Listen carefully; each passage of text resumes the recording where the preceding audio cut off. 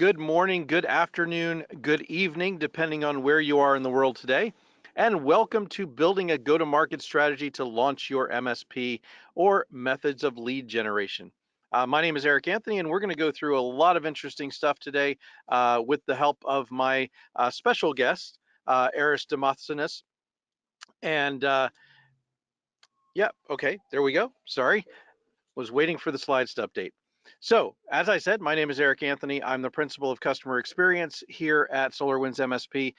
The thing that most people care about is that I was a former MSP owner, and I spent about 16 years doing break fix as well as managed services.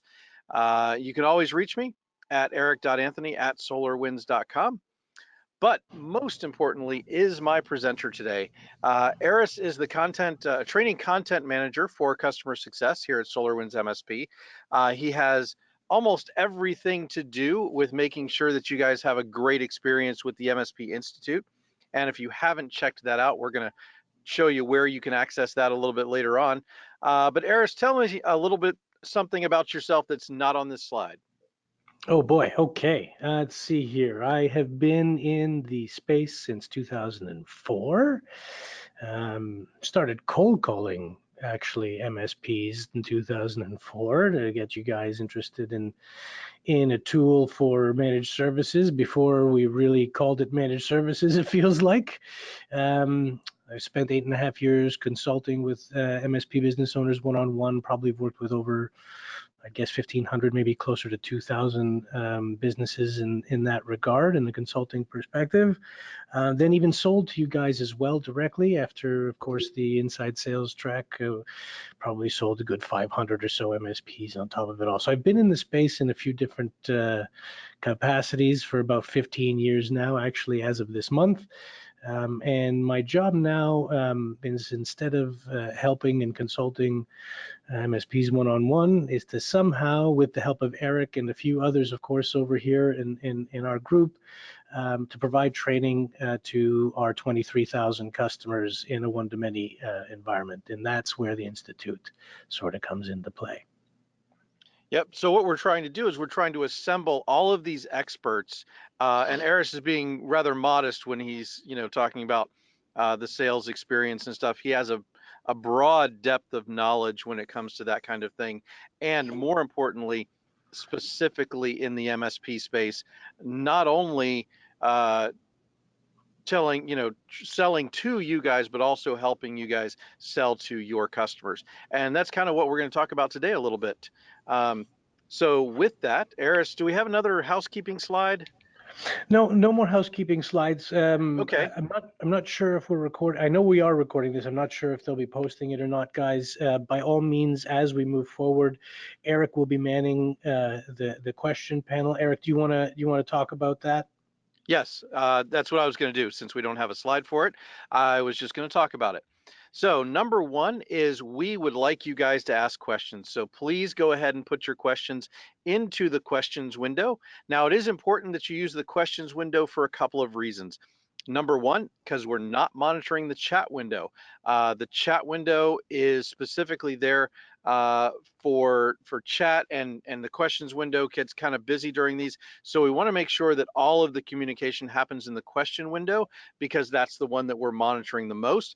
Second of all, the questions window, all of the questions that you guys put in are recorded so that if we miss one or if we don't get to them all by the end of the session, we can go back and run a report later and actually follow up on those questions individually. Let's see, if you have any audio or video issues, please go ahead and type those into the questions window as well. I know somebody is asking if the dial-in number is busy. I'm not actually sure. And it's very unusual if it is. I wonder if we got the number wrong or something. Because this is GoToWebinar that's hosting that. Of course, Yep, you could always use your computer audio, guys, if you're having any difficulty getting in on the phones. correct. And before I hand it off to you, Aris, to go on with today's presentation, I do want to mention that there are two handouts that are available in the handout section of GoToWebinar. There is the SolarWinds MSP Big Book, That has a lot of great information in it, as well as the SolarWinds MSP pricing guide. Yeah, that So big we're going book to be is talking about a lot of that stuff today. yeah, that big book is sort of a marketing version of a lot of our sales training. So it's a big book of sales, I believe, to finish that off. Okay, let me get going here, guys. So before we get into lead generation, I think the first thing we need to understand is there are things we need to do to be prepared for lead gen, okay? Because lead gen costs a lot of time and a lot of money. There's a statistic from Paul Dipple, if you guys have heard of service leadership, that's saying that MSPs are spending about $23,000 on acquiring a new customer. So you may as well have your ducks in a row before you go start spending money uh, to generate that lead and get that customer on board. And so in the Institute, for example, we have these 4 courses that I think are actually paramount of importance in order to get prepared to do lead generation activities. The first, of course, is identifying your target audience. Okay, we have a course in there that helps you identify that. You need to know who you're targeting before you start going and making decisions about where you're going to advertise, how you're going to communicate, and so on. You need to have your offerings in place, right? Sometimes it's just about having a fully managed program. That's what a lot of MSPs want to do nowadays. I am not a proponent of just being a pure play fixed fee guy. I like having a program mix, given the relative range of customers and the way and SMBs are purchasing these days. It makes the most sense to have an a la carte, proactive, and fully managed offering in your back pocket. We outline what those look like and what's included, and so on. And then, of course, pricing those programs to know, how much margin you're actually making in them, making sure we're not discounting too much, hopefully not at all, but understanding how much money we'll be making at minimum. And then, of course, you need to have a sales process, because once you generate those leads, that's the start of the sales funnel, and it needs to go somewhere, and that process needs to be well defined. Employees need to be trained on the execution of it, and so on. So these are the 4 things that I'd say you need to do to get your ducks in a row before going and spending a lot of time, effort, and money on lead generation, so that you're making the right decisions at the right time. So I'll touch on each of these really, really quickly, just to give you guys a high-level overview of what we're talking about, so that it sort of puts lead generation that we're going to talk about in context. Okay, so starting with identifying your target audience, there are primary and secondary demographics in terms of target audience, right? And most of the time, MSPs, when I ask them what their primary demographics are, they give me these 3 bullet points: size, revenue, and location. They need to be of a certain size, make a certain amount of money, be in proximity to me. And then reliance on IT and whether they have an internal IT department or not seems to be secondary. But the truth, guys, is those have to be switched, okay? Regardless of size, regardless of how much revenue, regardless of how far away from your office they are, if they are not reliant on IT, if it is not something that makes the engine turn on a day-to-day basis, they are probably not going to buy services from you. So that has to be the number 1 thing on your list. Also, them having an internal IT person or not is an obvious one, but sometimes forgotten. If they have someone internally, they will typically turn to that person for questions on what it is that you're saying. That person will feel threatened if you don't take the right approach. So you're usually looking for companies that don't have an internal IT department to make your lives easier on the MSP sales side, okay? And then other than that, the ideal prospect looks like this, right? It's typically a small to medium business of about 100 seats or less. On average, statistically, that means they're spending about $2,000 an employee annually on IT. Now, that being said, the sweet spot in North America is usually around 70 seats. So usually when they hire that 70th employee is when they start thinking, my goodness, we're too big, I need to have somebody internally. So a lot of times you're looking at even sub 70 rather than sub 100 employees in order to get the foot in the door without an internal person there. But if you do get there before they have an internal person and they are a growing business, you can take it above 100 to up 125, 130, sometimes even 150 seats before they hire that first employee. And the nice thing about that is when you're the one that's in there, you're usually directing them on what to hire, right? So a lot of times you'll tell them to hire an A+ certified guy to take care of the desktops, and you'll maintain the infrastructure on the back end, plus be an escalation point for that person, right? So you can stay in the business a lot longer. The second thing is they need to be reliant on technology, as we talked about, but also be a non-technical buyer, right? They don't know what they don't know about their IT, which is why you're sitting across the desk from them. They don't really have an IT staff, don't understand their IT costs. These are very important things. When it comes to their IT costs, you're going to notice in the sales cycle, not for today's subject, but as an aside, you'll have to help them identify that because they don't really understand how to quantify it. And then finally, today's market especially, there's a sensitivity to security and downtime, right? Meaning, if I'm not running right now, if this particular IT component of my business isn't running, I see money flying out the window. I'm not being efficient. I'm spending to not make as much or at all, right? And then security, of course, being the big thing in today's engagement with SMBs. It has become statistically the #1 reason why a small to medium business leaves an MSP is usually a security breach. It's also the #1 reason why an MSP gets hired by an SMB, okay?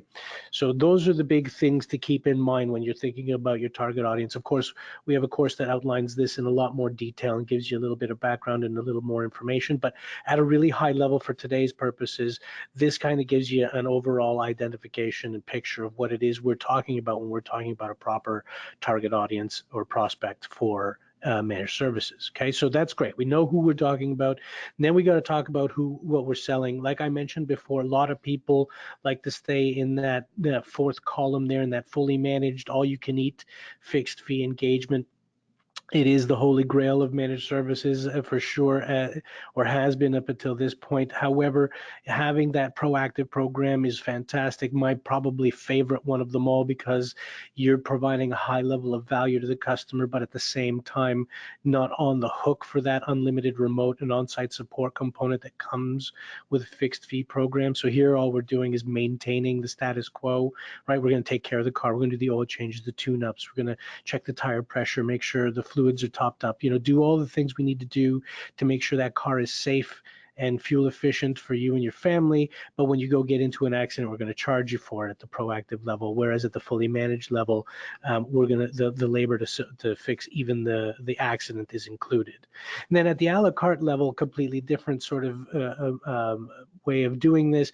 We're going to itemize everything line item by line item, because the characteristics and mentality of the buyer at the a la carte level is that they only want to buy what they want to buy when they want to buy it, right? They're trying to solve a problem. They're not looking for value. They're looking for a fix, right? And so we will offer them that one line item, perhaps managed antivirus, perhaps managed backup, whatever the problem happens to be that we've identified in our conversation with them, and provide that in a recurring revenue model with them, get them used to spending a little bit every day or every month, pardon me, on IT, and then grow another line item and another line item as we go until there's the breaking point to get them into proactive and on the way up.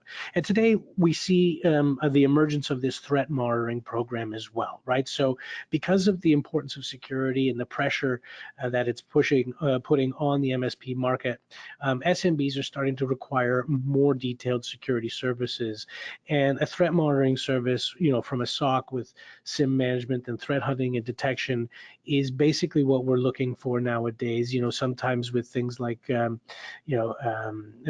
dark web monitoring and so on can be included in those things. This is just sort of the emergence program right there today. Okay, so now we have our understanding of who we're targeting and what we're targeting them with. We want to make sure you take a cost-up approach to pricing those programs so you understand what your margins are. This is an example of the costing worksheet that we provide our customers. This is tab 1, where they would actually enter in their software costs, HR costs in terms of time, and then come up with a price so that they understand their margins. The next 2 tabs are about pricing out specific type programs comes with all of this as the basis for it, for those programs. But it provides flexibility, gives the MSP a chance to change the numbers where they need to, add a little more cost for software, add a little more time for HR, or if you're doing a really great job, subtract time on the HR side because you're leveraging, the automation platforms in our tools, for example, that come free with the tool to help you, provide the service with more margin because you're not spending as much time there. That's the kind of stuff we're looking at, and we tweak as we work with you, working through the Institute. But the point here is the same. Understand your costs and your price so you know what your margin is and you know how much you're making on each of your customers, regardless of size and scope, because the calculator can help you get that easily. And then finally, you need to have your sales process in place. And a lot of times the sales process is thought of as a funnel. In the managed services space, in fact, in any subscription model, to be honest, it shouldn't be a funnel, it should be a chalice. So this is an outline, a really high-level overview of the program, of the process that our most successful MSPs take when selling their managed services. We have a course again in the Institute that takes you through that step by step and explains what each one does. But the important part here is that sales don't end upon implementation, which is what a sales funnel insinuates. Sales continue on. We need to have our VCIO and account management meetings on an ongoing basis, especially in the managed services market, because the better we do our job, the less they see us and the better their networks are performing. And so they start to wonder what the heck they're paying us for, right? So we have to be in front of them, showing them reports, talking to them about what we've done for them over the course of the last 30 days, 60 days, 90 days, depending on how often we go in there, and look for cross-sale and upsell opportunities as we move forward, because we become their technology partner, okay? Now that we've got that in place, let's talk about lead generation, which is the real goal here, right? Going to market means generating leads. Yes, we have, our collateral ready, right? That aligns with our sales process. We have all of that in the Institute. Actually, we have sample collateral already for you guys that you can download and use. So we have our collateral, we have our sales process, we know our pricing and our programs, and we know, who we're going after, so we know where to start putting our effort in terms of communicating. Now we need to start identifying the methods by which we want to communicate with these people, okay?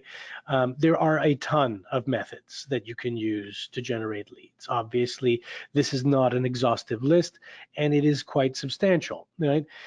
Either way, they fall into three categories mainly, right? There's sales, marketing, and referrals, okay? On the one side of the spectrum, you have referrals. Now, when I speak to MSPs, 95+% of the time, the answer is that they've grown through referrals. Okay, now that is changing. The number of people starting to say that they're doing outbound activity is definitely increasing over the last year or two, which is wonderful to hear. But still, mainly MSPs grow through referrals, word of mouth. But the problem with word of mouth is that there's no control over when you're going to get a referral. So you have referrals over here on one side of the spectrum, where it's an inbound activity. You're waiting for something to happen from a customer or a friend. You have no control over how many you're getting. On the other end of the spectrum, you have sales. Sales is complete control. It's an outbound activity. It's designed to engage the prospect directly. It is me, either picking up the phone or emailing them or meeting them face to face. A sales lead generation strategy is typically 100% controlled. I know exactly how many phone calls I'm going to make, say, if we're using the cold calling as an example, how many calls it takes to book an appointment, and therefore I can work backwards and make as many dials as I need to book as many appointments as I need to in order to get my funnel to where I want it to go, okay? In between those two extremes spans the gap with marketing. And marketing is an outbound activity like sales is. However, it incents the customer to provide inbound communication. So, inbound activity and communication with referrals, outbound activity and communication with sales. Marketing is kind of a hybrid where it's outbound activity designed to educate, nurture, and generate interest and push the prospect to act back towards you. Now, you have some limited control here as well. So you need this. Think of this as sort of a stool, right? It's a three-legged stool, and if you don't have all three legs, the stool is going to fall over and you're going to hurt yourself, right? So you want, when it comes to lead generation, when it comes to becoming one of the most successful MSPs in the space, you kind of want to have all three of these in place, okay? And referrals need to become the gravy, not the mashed potatoes, because of the relative nature of it. Now, that being said, let me talk about each of these in a little more detail, okay? Starting with referrals, okay? Everybody understands what a referral is, right? This is from the Cambridge Dictionary, the act of directing someone to a different place or person for information, help, or action. Sure, in our case, it's obvious somebody's referring a customer to our services because they like what we do for them. Again, this is an inbound activity, but it does still require some outbound effort when done properly, okay? A lot of times, when an MSP tells me, they do referrals, they've grown through referrals, I turn and ask them, do you have a structured referral program in place? And maybe half the time the answer is yes, meaning the other half of MSPs are just waiting for the referrals to happen. There's no indication or education to the customers that they get something, for those referrals. Sometimes they'll give them a bottle of wine, sometimes they'll do something. But the point here is you need to, if you're going to do referrals properly, have this in a structured manner. And I'm going to talk to you about what that looks like in a minute. Okay. Now, these make for probably the best leads. Okay. Referrals are the best leads because there's a transfer of trust, right? When a friend or a colleague turns to you and says, you should use these guys, they're awesome, you immediately believe them, being the receiver of that referral. And so when I approach a referral as from a salesperson's perspective, I expect to win that deal unless I do something wrong, right? And so that transfer of trust gives me a really good position in the sales cycle. I'm already perhaps a trusted advisor because of that transfer of trust. And so my job now is to consult and ask questions and get the four stakes in the ground when it comes to the sales process. And we talk about this in our courses in the Institute. But generally speaking, there's a few things you need to do to make a managed services sale happen. One is gain trust. We got that one checked off. The other is show the customer that the cost of a downtime incident is more than the bill that you leave behind to fix the problem. The third is to show the customer that their network is mission critical, otherwise that wouldn't be important to them to maintain uptime on it. And finally, to show them that if we've done a good job on all these things, the cost of maintaining the status quo or doing nothing is actually more expensive than going with the package that I'm putting in front of them. If we could do all those things, given the referrals transfer of trust, our sales cycle is usually a lot easier. Okay, however, as you know, it is still a very unpredictable model, referrals, right? We don't have control over how many or how often we get them, but we can start taking control of them, right? So taking control of referrals can be done by doing a few things. So the first thing I would say is you need a structured referral program. And if you don't know, what you should be offering customers for, that incentive, you should be asking them, right? The first thing I would do typically is, even if I've done referrals in the past, and it's a bottle of wine or a thank you card or whatever I do, I would begin by sending out a letter to my customer base and saying, guys, I really want to thank you. I really appreciate all the referrals we've gotten from you guys as a community over time. That really says that we're doing a good job, and we appreciate all of that. I've never been in a position before to offer you something standardized for referrals, and I am now, and I want to get your feedback on what that should look like, right? And give them a questionnaire, give them some samples. Do you want to give them 200 company dollars for their next bill as a discount? Do you want to give them movie tickets? Is it a cool electronics doohickey, whatever the case may be? And then give them a blank space for them to put in their own idea, so that you can get some really great ideas from them as well. This is a way for you to start putting things in the right place, right? A referral program's going to be more successful when the people referring are getting what they want out of it. So ask them. Then you have to advertise it. You have to let them know that you're listening and that we've gathered the feedback, and guys, here's what you said, and so this is what we're giving you. and that you should do that on an ongoing basis and remind them of it as well. It shouldn't be a one and done type of thing, okay? And then once we've advertised it and people understand what's coming, and how to of course engage you with a referral and so on, so that they get credit for it, you have to continually remind them and ask them, and so on, like I just mentioned. And then finally, there's a way to start controlling referrals with a second level of incentive. So typically referrals will target an individual. You give me this and I'll give you that. Well, we're dealing with small to medium businesses, and perhaps we can incent the business owner to start asking employees for referrals as well, by enticing him with a second level of incentive. Meaning, what if we've got a quarter left before Christmas? What if I ran a campaign, a referral campaign with my customer base, saying something along the lines of, the company that gets me the most referrals between now and the end of the year, I'll provide a paid Christmas party for, or invest in your Christmas party, or whatever the case may be. Something that gets that small to medium business owner interested in generating more revenues, because it not only helps him personally, but it helps him as a company. And then he can start moving down to his employees and start getting and soliciting referrals for that, right? Or like I have in the example here, because when I built this, it was earlier on in the year. You can get a barbecue by the end of August. You're always obviously going to want to put some parameters in place, right? Not just the people who give you the most. You need a minimum number of referrals typically, and by a certain time and all the rest of that. But that's the kind of second level thinking at the referral level I'm talking about, in order to make sure that you can push them, right? Oh, you know what? I haven't gotten enough referrals this month. What could I put in place to start enticing them to do it? And that's the type of thing we're talking about. Okay, final slide on referrals, and then we'll move over on into sales here. But some tips, first and foremost, when it comes to referrals, you need to make it a win-win situation. Listen to what they want and give it to them. That line right there, listen to what they want and give it to them, is actually, whenever I ask salespeople, the best salespeople in the world that I've talked to and interviewed with and so on, I always ask them, what makes you so good at sales? That actual line is what they give me. I listen to what they want and I give it to them. The trick usually comes in actually hearing what it is that the customer wants, and not getting, muddying the water with what we want to deliver them instead.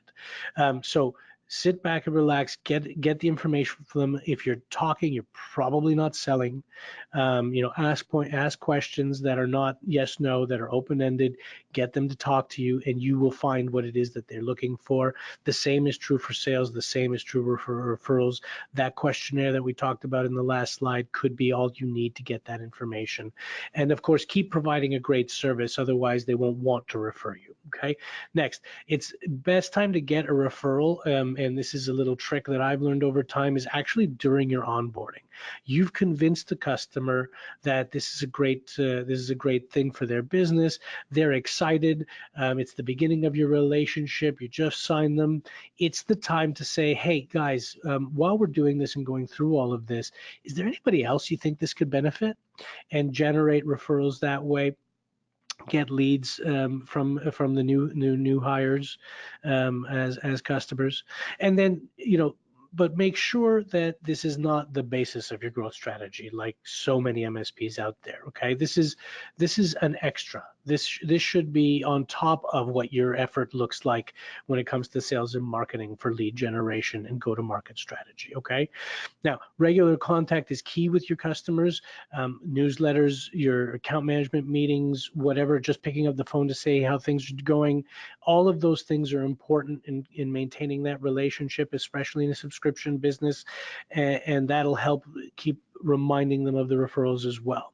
Okay, and lastly, don't make it difficult for them to actually provide you with the referral. Don't make them jump through too many hoops, fill this form online, do this, do that. Whatever the case may be, make it simple, make it easy, make it streamlined, so that they're comfortable and they don't need to remember what it was that they did the first time they gave you a referral 3 months ago, because they might just give up on it. Okay. All right, Eric, are there any questions so far on referrals before we move over to sales, or am I doing such a great job that everybody's silent and listening intently? Well, personally, I think you're doing a great job, and there aren't really any questions. Well, there's one that's kind of related to referrals. Okay. It's kind of a broader question, and it's a question that I've kind of answered in the past, and Hmm. it's around why are referrals, which used to be just the bread and butter of Hmm. IT service providers, you know, back in the day when I was an MSP, we didn't have to do a whole lot of marketing because we had so many referrals coming in that it was all we could do to keep up with the number of referrals in our sales funnel. Wow, that's a Um, lot.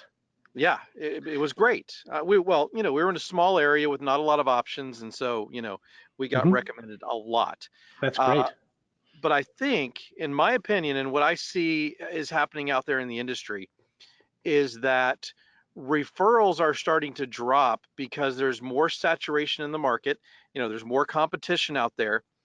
But probably even more important than that is that there's a lot of business people who are seeing the potential and the profit opportunity in the managed services business model, that they're jumping into this sector with that type of sales and marketing experience. And so it has dramatically affected the referral base.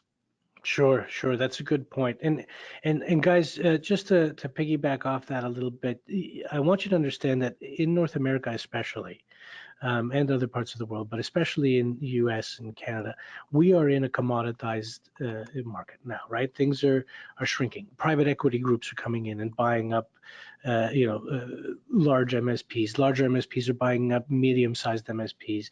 Vendors are coming into the market and buying up other vendors. So what we're seeing here is definitely a consolidation, and usually the companies being purchased are the top 25% of MSPs in any given market. And those top 5%, 25% are usually 18% profitable, which means not just that they're being efficient on the back end, but that they are growing with sales that have high margins. So waiting for a referral is one thing. You have to go out there and get it, right? In today's market, you have to go out there, you have to target who it is that you want to go after, whether it be doctors' offices, lawyers' offices, engineering firms, manufacturing companies, whatever, hotels and so on, whatever it is that you guys want to go after in your market, you really need to make a concerted effort to grow your business because it's the biggest and most profitable MSPs that are being purchased. Those are the guys making the most money in terms of business valuation, and you need to be on that train. Okay, let's move on, unless there's another one that popped in while we were having our little spiel there. Nope, but we do have somebody who is looking very much forward to the next part. So On yes, we sales. probably Okay. should move on.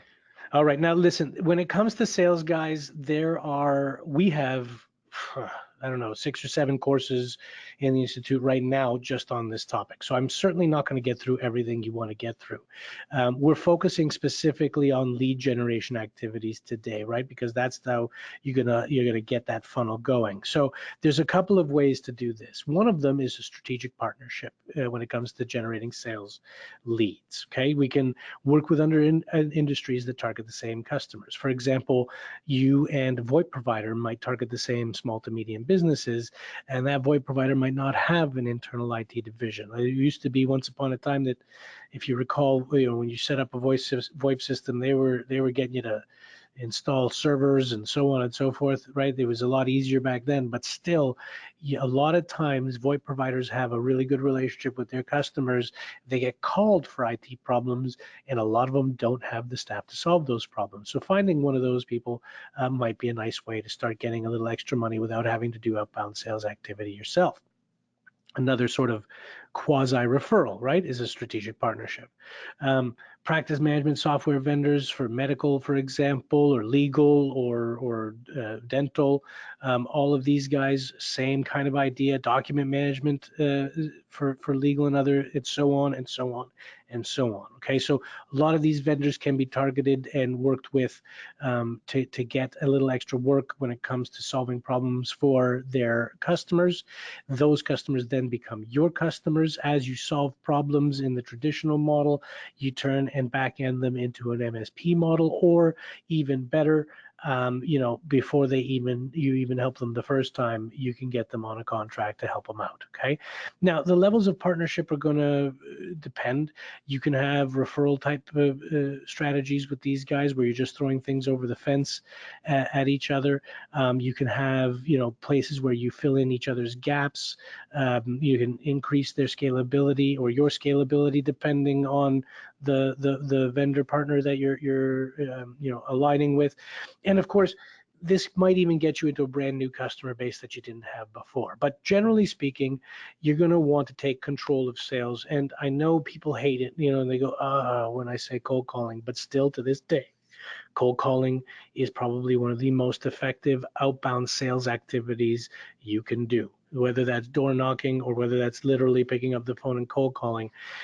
Cold calling still works. We'd use it even here at SolarWinds to this day. Our team of SDRs will dial 100 times a day to book 1 to 3 appointments with MSPs every day, and it still works to this day. So don't think that it doesn't. Don't tell me it doesn't work in your area. I've had that argument 100 times with people, and I've proved it to them. You just need the right methodology and the right pitch. The point is obviously worrying about your customer. Okay, so first and foremost, before you start cold calling here, let me give you some advice on that. Okay, so you need to segment and profile your potential customers, your prospects. We talked about that at the beginning in terms of identifying your target audience. Some of the best ways to do that is through a vertical. Like we said before, the primary demographics is reliance on IT and whether they have internal IT or not. You cannot get a leads list based on those two primary demographics, which is why the most successful MSPs start with one vertical and then grow into multiple verticals. Also, as a beginning MSP, if you are, you're coming into this market now, it's hard to jump that chasm if you don't take a vertical approach. Being all things to all people is a very difficult thing to do in business, especially as an MSP. And I know at the beginning you don't want to turn customers away. Don't get me wrong. That's not what I mean when I say take a vertical approach.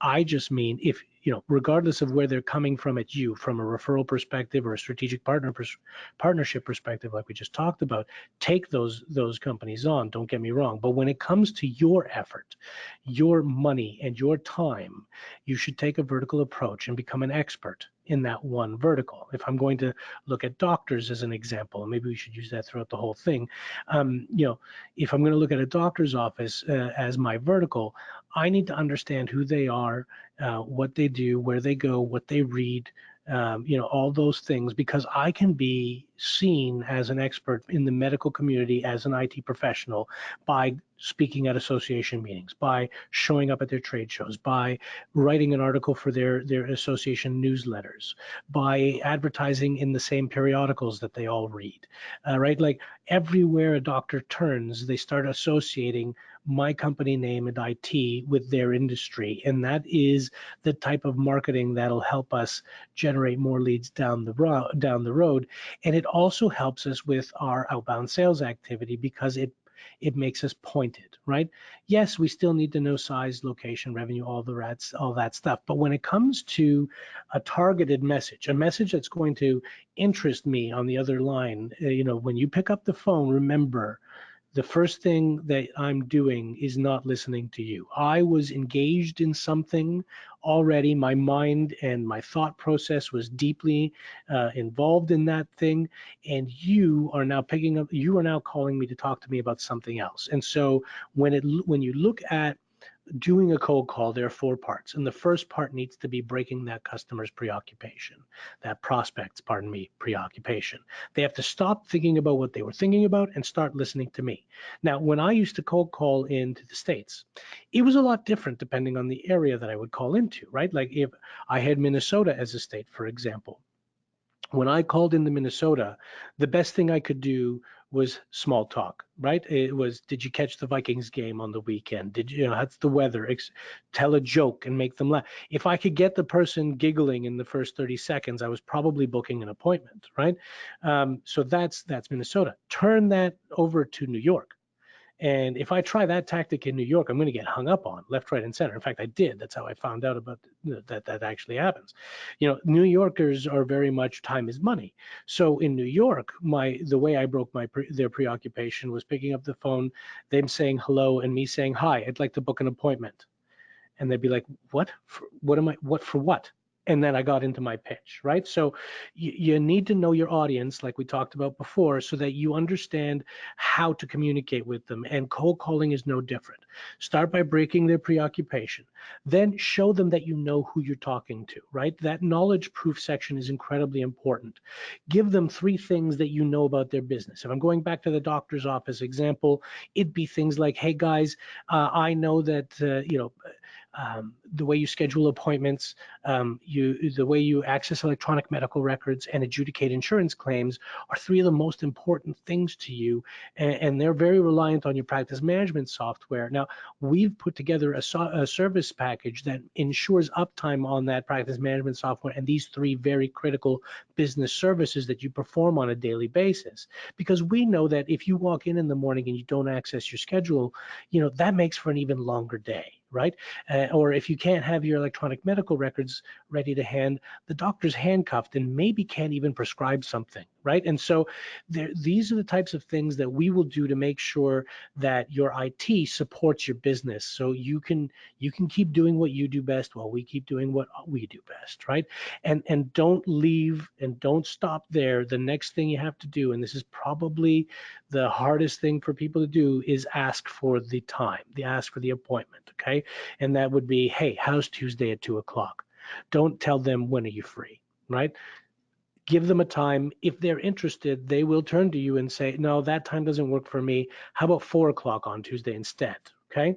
So these are the 4 steps that you want to go through. Break their preoccupation, show them that you know who they are, show them that you bring, real benefit to the table, and then ask for the appointment. Understand, in the cold calling engagement, the thing you're selling is not the service that you offer. The thing you're selling is an appointment to talk about it. Okay, so know your audience. Always make sure you're talking to the decision maker, right?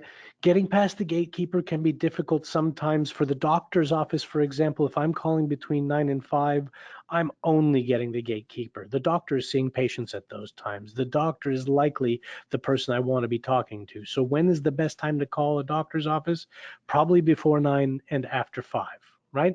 And so keep all of these things in mind. This goes back to understanding your target audience. Tone of voice is incredibly important on a cold call, right? If you sound drab, they'll feel drab. If you're excited, they'll be excited, right? So make sure that they respond in kind and that you're in an uppity, good mood. Maybe stand up, smile while you're talking. Those types of things are all little coaching tips when it comes to cold calling.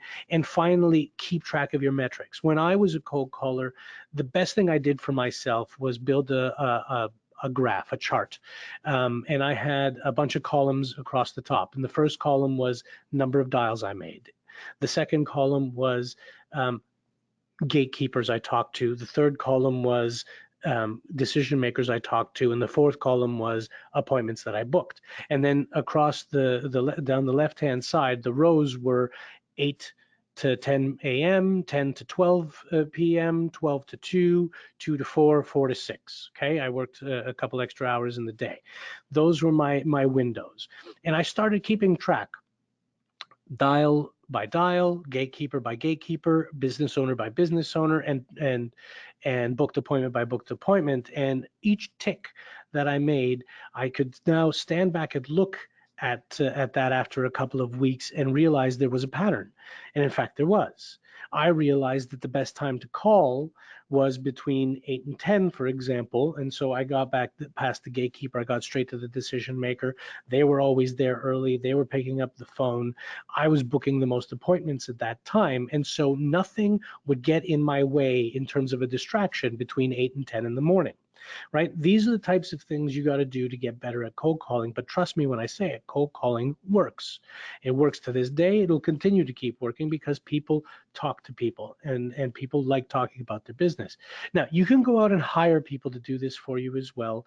The problem with hiring people to cold call for you, well, look, a lot of them want to be paid by the hour. If you're going to do it, I would suggest trying to find somebody who's willing to do it for the appointment that was booked rather than for the time they took doing it. So you're going to be hard pressed to find that nowadays. But that's the kind of thing that I would want personally, because I don't know what you're doing for that hour. I'm not there to watch you guys talk about the game last night or the show they watched or whatever when they should be calling for me and it's on my dollar. I would rather control it myself because I've done it before. I'd rather hire, a university kid to come in and make some dials for me, pay them appropriately, and get some real opportunities in the door. Still to this day, if referrals are the number one lead you could get, in my opinion, cold calling leads are number two, because I have a direct interaction with the customer. I've had a chance to talk to them. I understand what they're, whether they're important, what's important to them, what's not important to them. I can pass that information on to the salesperson and actually set them up with success. So cold calling to me is probably one of the easiest ways that a small MSP with not very much money can spend, a couple hours a day doing 20 or 30 dials and start pushing the envelope, right? And start getting some appointments. Okay, I'm going to move on to marketing. Of course, there's lots of other things we could talk about when it comes to sales. Eric, are there any questions on sales related to cold calling or anything else that we might want to talk about before I move on to marketing? Not yet. Okay, then let's But move on to reminder marketing. for Yeah. those of you who have questions, go ahead and ask them at any time, because like Aris said right now, he is stopping to take these questions as we transition from topic to topic. Yes, and I'm of Greek descent, guys. If anybody's ever been to a Greek dinner table, you'll understand that we can be interrupted. All right, there's 11 people sitting at the table and 12 conversations going on. So feel free, raise your hand as we go. All right. All right. Now let's turn our attention to marketing. Now, again, we're just covering our basis online here in today's topic. I've got a 4-part lead generation series being built by the guy that does most of the lead generation for SolarWinds MSP. Actually, his name is Kyle Sutton. We've already framed a 4-part series that he's going to start working on, actually should be this month. And so in the Institute, we will have all of this and more outlined in way more detail for you guys. But let's take a really high level approach. We got about 10 minutes left, and I want to make sure there's some time for questions. Okay, now this is not an exhaustive list. These are the 2 most common areas to look at. All right, first of all is your online presence. And when we're looking at your online presence, you're thinking of at least your website, listing sites, and ways to connect. Okay, your website should have a consistent message. Okay, it should have a well-defined value proposition, right? Something that sets you apart from other MSPs in your area, right? It needs to have a clean user experience. It needs to be easy to find things, right? There should be a contact page. You'd be surprised how often I've consulted with MSPs and they didn't have a contact page. Big miss, right?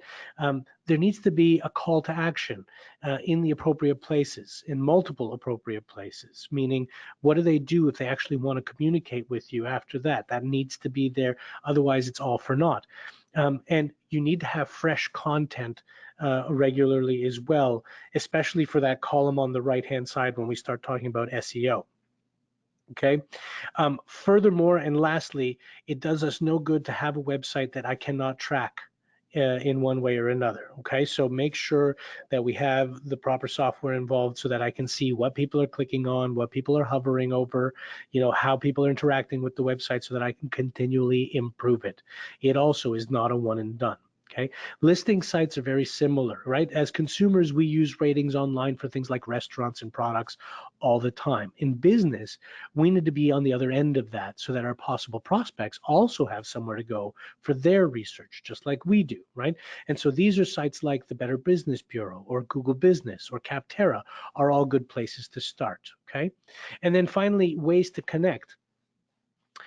You got to make sure you've got some clear calls to action here, right? On your website, it could be the contact us, the buy now, maybe a request to quote, right? That kind of thing. On the listing sites, same idea, right? You need to have those same calls to action, those same ways to connect on the listing sites where they're going to do their research. You don't want to make them jump from the listing site to your website just to find a call to action. Make it easy for them. Have the call to action there too, okay?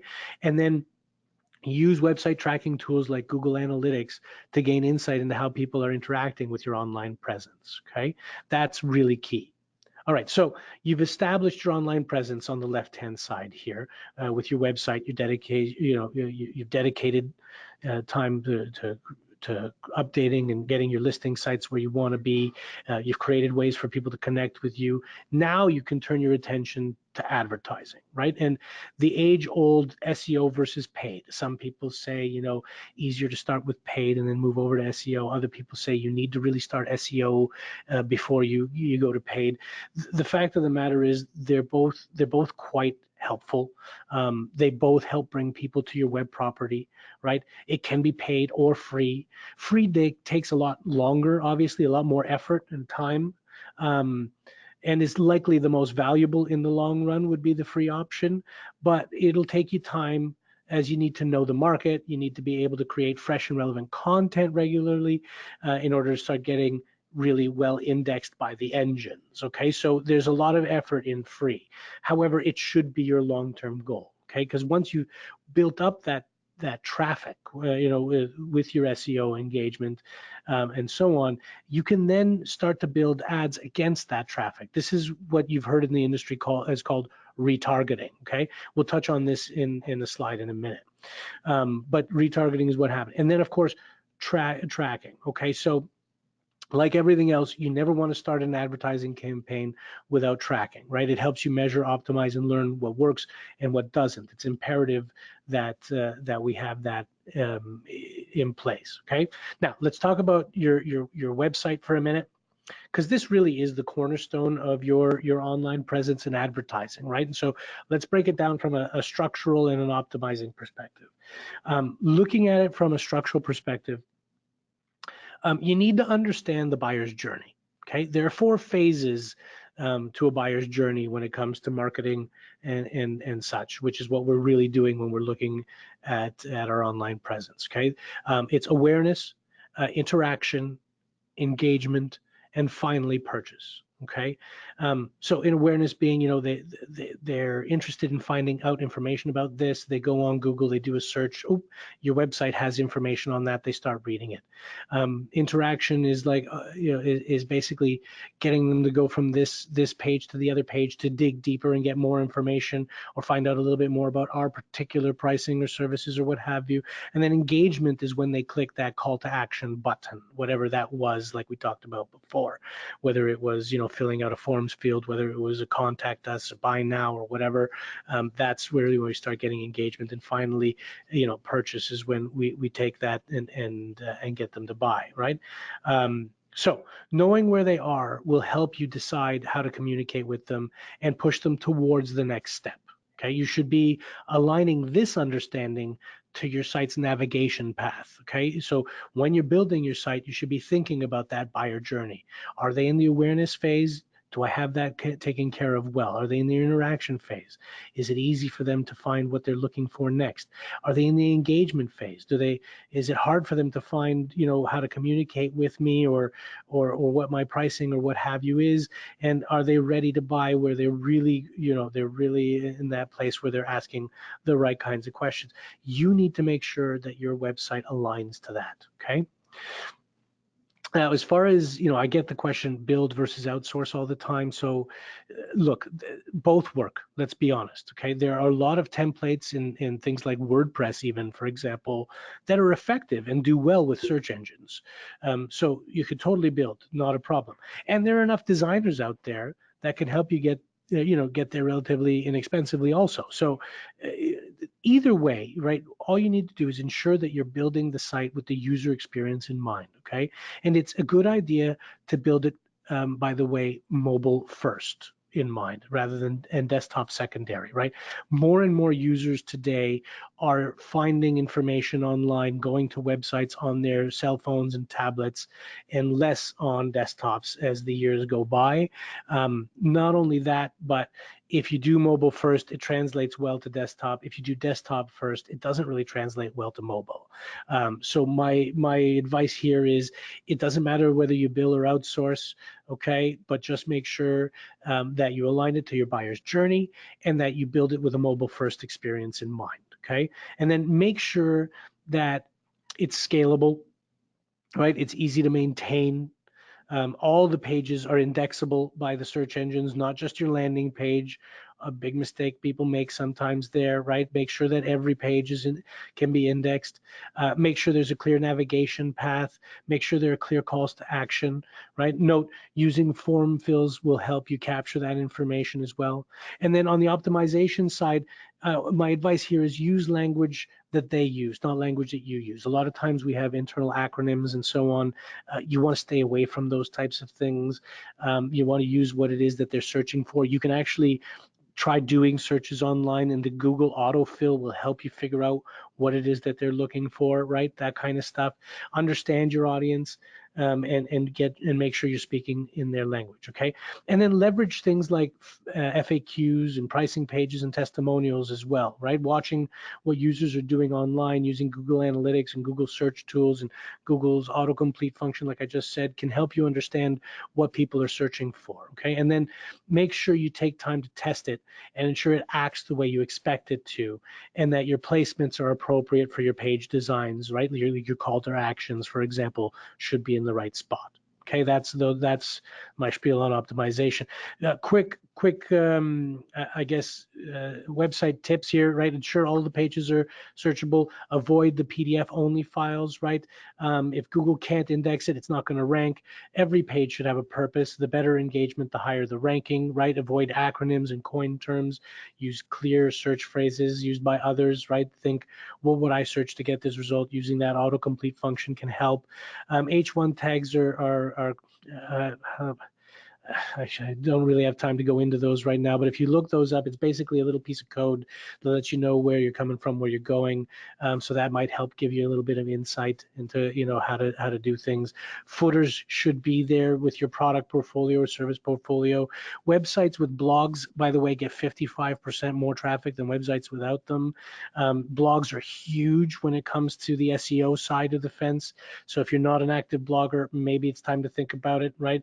And think about it this way as well. Google is hoping for less than 1 second page load time. So make sure you have your website in order, okay? Now, we no longer show keywords for organic searches. So investing in tools like SEMrush, which is cheap, about $100 a month, can offer you that keyword insight besides sitting there and typing in the autofill all the time. Okay. Now, I don't have a lot of time left here. We've got 1 minute, but the long and the short of it is, you got to start by understanding the elements of your search results so you can understand how to show up for certain searches, okay? Paid areas are at the top of the page usually, right? So like this. Like this, okay? You get videos sometimes, you'll see business listings like that on the right, key pages that have direct results for the keys, for the query show up in answer boxes at the top of the page like this, a lot of times, right? This goes back to SEO and optimizing your website. A lot of times these get taken up by review sites like GetApp or Capterra, okay? All things you need to consider when building out the content and understanding that these web searches are a form of advertising, okay? We talked about SEO and paid. Again, SEO is a long-term solution. Paid ads are much more immediate. The challenges are making sure that it's cost-effective for your business and making sure your website is solid and that you can track it, right? Pieces to paid, audience targeting. This includes company size, geo-focusing, specific interests or industries. Basically, an understanding of who you want to be looking at, your contacts, so you can actually go out and find them. And then the ad writing needs to have urgency and a clear call to action, right? Destination pages need to be clear. Where do you want them to go? Where's that ad supposed to be? How does it direct them back to where you're going, right? And the keyword flowing all the way through with a theme pain point needs to be understood so that that flow can work as well. Okay. All right, quick tips here, and then we'll get to some KPIs, and then I'll be done. I apologize, I'm running a little bit over here. Tools to help identify keyword searches: Google Search Console, AdWords, Keyword Explorer, good ones. Paid search is a good place to start if you're a young business and you have a little bit of money, because you'll get results faster. But really, SEO is the way to go down the path. Retargeting those who've already visited the website for advertising is the way to go, and through the SEO model. That H1 stuff I was talking about is actually the tracking pixel. We'll get into that. You guys can come and visit us in the Institute, and we'll get into that. Maybe we'll do another webinar specifically on this topic down the road, and really implement quickly to start building an audience for retargeting and tracking when it comes to your SEO. The faster you get your ducks in a row, the faster you can start getting a return. Okay, and when it comes to KPIs, there's a difference between setting goals and strategy, right? When it comes to setting goals, what you're talking about is you should have those goals in mind when making your decisions. The goals help dictate the strategy, right? So they're not the same thing. Focus on your business outcome. Don't go too broad. The spray and pray tactic doesn't work. It costs more than it needs to and doesn't provide the targeted results you need. Instead, use the data you've collected and understood to target the low-hanging fruit. Okay, so you're retargeting those who have already visited your website with ads and have a strong website are crucial to demand generation success. Okay, set up automatic goal and KPI tracking. Okay, that can be totally done as well. Use the digital platform to your advantage by having the right tracking pixels and conversions in place. And now that you know what your KPIs need to be, right, you need to talk about how to understand the information, right? So less time on a site sounds like maybe a bad thing. It might be a good thing. It really depends. Bounce rates. In some cases, you want people to spend less time. You want them to have a quick experience. Are they getting stuck somewhere? These are the kinds of questions you need to ask. So though you want them to spend time on your site, you have to think about whether the time spent is appropriate or not. Bounce rate is when someone comes to the website and immediately leaves. This is usually an indicator that the information on your site is not what the customer was looking for. Some of that will be traffic that clicked by accident, but most should make you think about whether the information is useful, or maybe your targeting is wrong and the wrong people are showing up. Okay, or maybe they couldn't find the call to action easily, right? And then for conversions, you first need to identify what a conversion is. Is it them filling out a form? Is it them downloading something? Is it a sales request? Understanding what a conversion is will help you understand the metrics better. What are they coming from a referring channel? Where, sorry. Use Google Analytics to see where they're coming from. Are they coming direct? Are they coming from a paid ad? Which paid ad? Is it from your retargeting efforts? Okay, knowing that information will help you give you insight into how you can optimize your campaign for scale, right? You'll start to understand which traffic is the best traffic, and then be able to invest your money and effort in the motions that provide the highest returns. And finally, am I targeting the right people when I look at demographics? Like, looking at your metrics will give you an indicator of how old they are, business owners, end consumers. Again, Google Analytics can give you that kind of insight. Okay, so let's tie it all together, and I'll pass it back to Eric, and I apologize for going over everyone. Hope you're still here with me. There are many ways to generate leads. Okay, your target audience will direct you. That's the number one thing we talked about at the outset of this. Referrals are great, but shouldn't be your main method, because they should just be the gravy on the mashed potatoes, not the mashed potatoes themselves. Sales and marketing are where you should focus your time and money. Okay, cold calling works. Look for strategic partnerships as well on the sales side. Make sure your website is optimized, pointed. You get everything in place. Identify your KPIs and start measuring them. Work on your relationships and be everywhere your target audience is. Okay, the Institute can help you. We have an Is Your Team Ready to Go to Market course already built. We have a go to market readiness checklist ready for you to download in the Institute if you're a customer as well. So you can start checking off whether you've gotten everything in place, which people in your business should own what, that kind of stuff. And then take some courses in the management series, marketing series, sales series, security series. All of these series are there to help educate you on the market and what the best MSPs are doing. We have a unique view of the market with 23,000 MSPs under our belt. We actually get to see, from a bird's eye view, what the best do and what the worst need to do better. And so we're trying with the Institute to help the entire community from the low end to the top end improve their business on a day-to-day basis, because we understand that your success ultimately as a vendor is our success. So we want to really make sure we've invested in that success of yours. Okay, there's a download section that has all kinds of tools as well, costing worksheets, sales process guides, segmentation, heat maps, statement of works that align those programs that we talked about to the platforms that you purchase from us, that kind of stuff. All right, I will leave it at that. Eric, I'll leave it over to you and to close this off, and I'm sorry again for going over. All right. So, of course, this session is being brought to you by the SolarWinds MSP Institute, where we just have taken as many MSP experts and leaders as we can possibly cram into one website, and we're continuously creating new content there, just like Aris was talking about, not only on the sales and marketing and managing people and all of the downloads that he mentioned, but there's also some technical content there as well to help train your team. So a lot of great resources there in terms of training labs and downloadable resources and other boot camps and webinars that we have planned in the future. All right, and with our core platforms, we like to say we supply the power for you to win.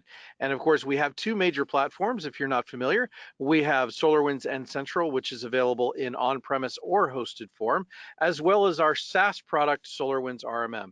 They are both RMM platforms.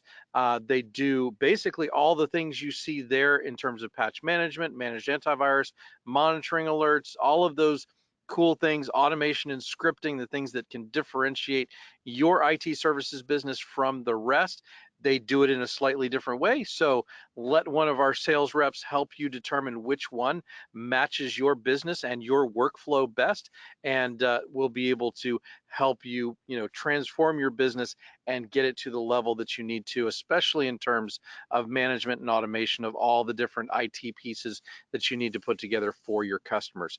And then, of course, we have a whole battery of additional tools that are available in terms of SolarWinds Backup, Mail Assure, our Take Control, which is our remote access product, Risk Intelligence, which helps you know where all the breachable data is on your customers' networks, MSP Manager to help you manage the help desk tickets and kind of the back end of things, and then SolarWinds Threat Monitor, as well as the Passportal and document management system. And Now, with that, I got one question that I'd like to answer if everybody's, looks like everybody's sticking around. There's a question that we got around gatekeepers. And Clay's like, how do you handle them, right? He says, gatekeepers part 2. I've found that talking to them and learning about what they do has been very effective, and they've given me great information about the business and the person I need to talk to. I've even gotten, I recommend you speak to blank about this because I really like it. What's my experience? Okay, now I've done a lot of cold calling, and gatekeepers are, the bane of a cold caller's existence, right, Clay? Otherwise, you wouldn't have asked the question. The truth of the matter is, there's different ways to handle them. As a man cold calling, if I got a a girl on the phone, and this is a terrible thing to say, but I would flirt a little bit, right? Like I would say things like, you're the only person in that company, aren't you? You're the only one who ever answers the phone. Does anybody else ever work there? Get them to giggle, get on side with them. I agree with what you said perfectly. If you develop a relationship with them. You call them once, you call them twice, you break the ice with a comment like I just made. Does anybody else ever work there? They giggle a little bit. I can start asking questions about when's the best time to get this person. He's so busy, or she's so busy, or is email better? What email address should I email them? And so on. And you can get them on side that way. The other thing to do is basically what I mentioned before, and that's learn to call when the big gatekeeper isn't there. That might be before or after hours. That might be during lunch, right? It'll depend on your your industry, who you're calling into. But the long and the short of it is, you need to get them on your side if you can, and you need to circumvent them if you can. And any method is totally doable when it comes to that. Obviously, don't be lying to them. Don't tell them you're a friend of the person's and then not be. That's not the point in all of this, right? We can win a person over by being kind and funny. Okay, that's usually what I would say about that. Are there any more questions before we go? Sure. There was one more question that Okay. I was interested in is Okay. if my office is out of a residence as a sole proprietor, which we know a lot Mm. of guys, especially starting out, are, Yes. am I out of luck on Google search for my website without having a physical business address? No, that's a really good. I don't think so. Yeah, I mean, yeah, that's a good question. Like some of the best stuff is tied to the Google Maps a bit, right? Because people like to look for people in their area. Um, So, if they really dig in, yeah, maybe they see that you're a home office, maybe that deters them if they're a larger opportunity. I can't say no, unfortunately, to that. Um, but if they don't go that route, and if they just do a regular search, it shouldn't hurt you at all. It only should be if and when they're using the Google Maps search functionality rather than just the traditional method. But I will tell you what. Here's my promise to you. I will get um, the person that's going to do our four-part lead generation series to include that and possible workarounds in that course, because I think you're not going to be alone on this one. Yep. In fact, we have a comment from Clay that says that they run out of their home office, but they set up a PO box, and that's working great in terms of Google. And Yeah, as long as they don't do the Google Maps search, basically, right? But yeah, totally, totally. well, true, but I guess the key here and the piece that you're really going to miss out on is the Google local, Yeah. and like Aris was talking about the maps function.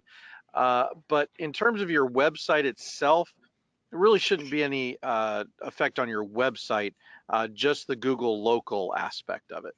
Yeah, yeah, and really, once you get the person on the phone and you explain, you're a virtual business, you got, however many engineers, there's really no point in having an office anymore, right? That kind of bit, you can get around it.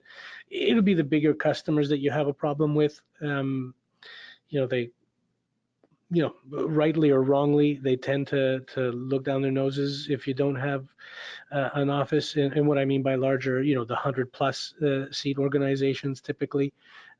So yeah, look, the point here is simple. We want to, you could start in your house. Many, many, many MSPs have and do. Nothing wrong with that. What we're looking at is growing to a point, helping you grow your business to a point where you've got enough money, enough resources, enough revenue to hire more employees, to get a spot. Shared workplaces like Ted just mentioned are fine, right? Like those offices where you can just rent a couple of offices and share, boardrooms and stuff like that. It doesn't need to be a building in and of itself, but as you grow and as you get bigger, you may, and as you start going after, the bigger customers upstream, you may need to. But for the SMB space, I think you're fine.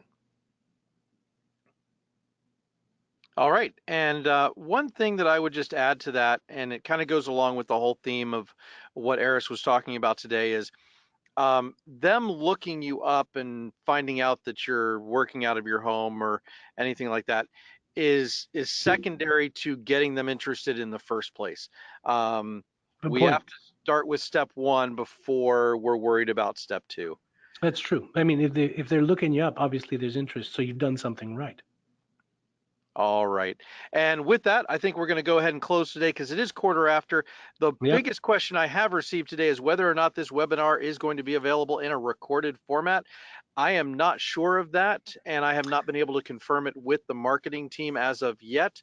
But because you are registered for this webinar and you did attend, if we release it, you will be sent an email with a link to it. So wanted to make sure everybody understood that. Aris, thank you very much for providing this content today. Eric, Uh, thank you very much as well.